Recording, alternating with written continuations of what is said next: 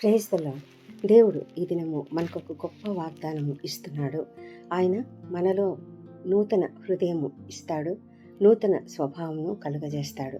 అంటే ఎప్పుడు దేవుణ్ణి మనం అంగీకరించినట్లయితే, ప్రభువైన యేసుక్రీస్తుని మనము సొంత రక్షకునిగా అంగీకరించినట్లయితే, ఆయన మనలను సమస్తమును నూతనముగా చేస్తాడు.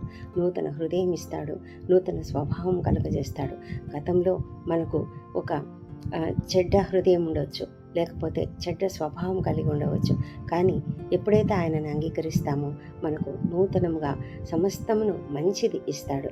రాతి గుండె మనలో ఉంటే, అంటే రాతి గుండె అంటే స్పందించని గుండె, ప్రేమ లేని గుండె, స్పందన అసలు ఏమాత్రము స్పందన లేనటువంటి ఆ గుండెను తీసివేసి మాంసపు గుండెను, అంటే ప్రేమించే గుండెను, స్పందించే గుండెను ఇస్తాడు. ఇంత గొప్ప దేవుడు కదా. దేవునికే మహిమ కలుగును గాక.